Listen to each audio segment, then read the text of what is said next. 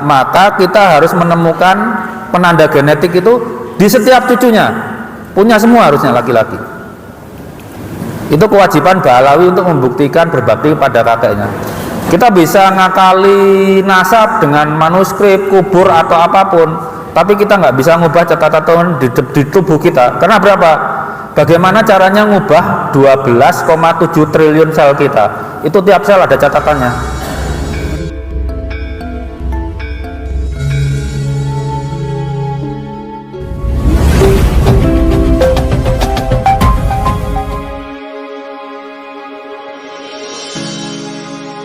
Assalamualaikum warahmatullahi wabarakatuh. Puji syukur kepada Allah Subhanahu wa taala kita bisa dikumpulkan di sini untuk belajar, bertukar ilmu. Jadi untuk menyingkat waktu saya langsung aja ya ke bahasan tadi ya. Hari ini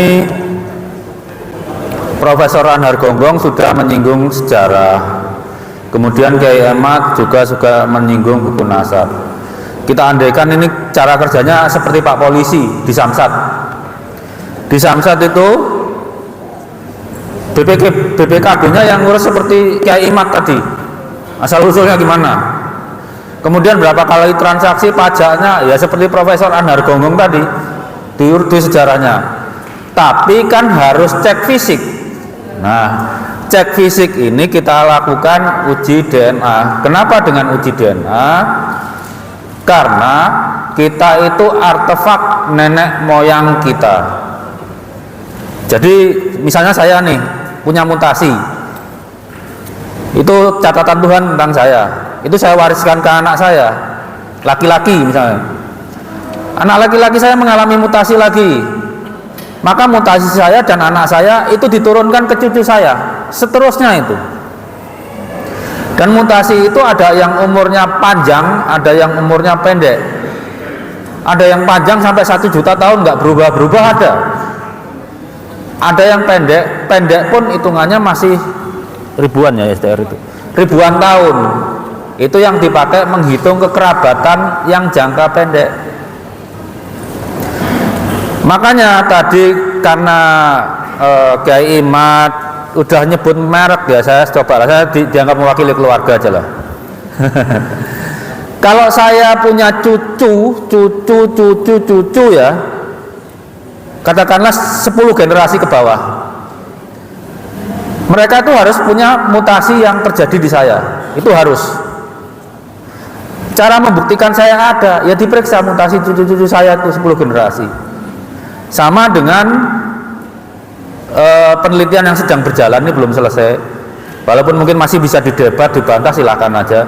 Seperti kita menemukan kode genetiknya Nabi Ibrahim, caranya sama. Yang dari Nabi Ishak diperiksa, yang dari Nabi Ismail juga harus diperiksa, karena kan dari dua itu. Kalau dari anaknya lain lagi nanti ketemu juga diperiksa. Itu penelitian yang belum selesai. Kalau kasus, maaf saya akhirnya nyebut nama ya, oke. Sayyid Ubaidillah itu diakui sebagai kakek moyang Ba'alawi ya. Untuk membuktikannya secara genetika, maka kita harus menemukan penanda genetik itu di setiap cucunya, punya semua harusnya laki-laki. Itu kewajiban Ba'alawi untuk membuktikan berbakti pada kakeknya. Itu caranya. Karena kalau dia gurus lurus laki-laki, itu haplogrupnya pasti ada yang sama, haplotype-nya ada yang sama, kecuali kalau bayi ketukar di rumah sakit ya mbo. Tapi sepanjang dia hasil nikah atau budak itu harus sama. Itu makanya kalau dalam genetika kita membuktikan nasab jauh ke atas itu bisa. Cuma yang jadi masalah kan interpretasi dengan buku sejarah. Kita periksa kode-kodenya, tapi kan harus dibantu buku sejarah siapa orangnya. Gitu. Nah, sekarang masuk ke apa? Bagaimana materi itu diturunkan. Ayah ibu kita itu punya materi yang untuk nyatat nasab tadi, namanya kromosom. Kromosom ada DNA, DNA itu ada bahan nukleotida segala macam lah ya. Dari ayah kita dapat autosom sama kromosom Y. Itu yang dapat cuma anak laki-laki. Yang dapat cuma anak laki-laki. Dari ibu kita dapat autosom sama mitokondrial DNA. Mitokondrial DNA itu kita dapat, tapi anak laki-laki nggak mewariskan ke anak berikutnya.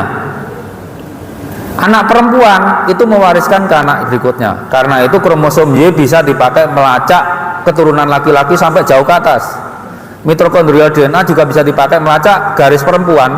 Garis perempuan itu perempuan terus, perempuan terus sampai ke atas. Yang tengah-tengah campuran itu namanya parental. Kadang apa? Mungkin bapak-bapak di sini ini keturunan Wali Songo parental semua ini mungkin. Zigzag. Kadang bapak ibu gitu. Itu memang kalau menjangkau kakek moyang kita nggak panjang-panjang amat lah, paling 7-8 generasi atau sepupu 7-8 generasi. Nah, seperti tadi, kapan mutasi itu terjadi? Misalnya dari saya ke anak laki-laki gitu ya, itu saat orang tua akan membentuk sperma, itu mutasinya terjadi di situ. Begitu terjadi konsepsi pembuahan, saat itu nasab Anda dicatat di sel. Jadi kalau di DNA nggak ada ribut buku sejaman atau sesudahnya Anda jadi manusia dicatat. Yang anak wanita lebih hebat lagi. Saat dia bayi, nasab anak-anaknya itu sudah dicatat di ibunya. Ibunya masih bayi loh. Karena apa? Anak perempuan itu lahir sudah bawa sel telur, cuma belum mateng, nggak bisa dipakai. Tapi nasab keturunannya udah dicatat sama Tuhan di situ. Itu catatan Tuhan begitu. Kita mengembangkan bacaannya. DNA itu kita nggak bikin catatan apa-apa. Apa yang Tuhan catat, itu yang kita baca. Kita bisa ngakali nasab dengan manuskrip, kubur atau apapun, tapi kita nggak bisa ngubah catatan Tuhan di tubuh kita. Karena berapa? Bagaimana caranya ngubah 12,7 triliun sel kita? Itu tiap sel ada catatannya.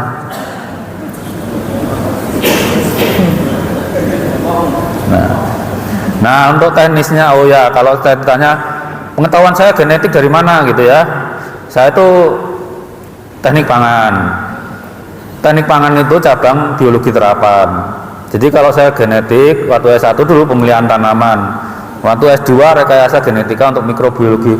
Tapi intinya setiap anak yang biologi terapan, pertanian, peternakan, kedokteran hewan, terus apa lagi ya, mikrobiologi, teknik lingkungan, pasti dibekali genetik. Persoalan nasab ini mereka ngerti bener kok, pasti ngerti bener.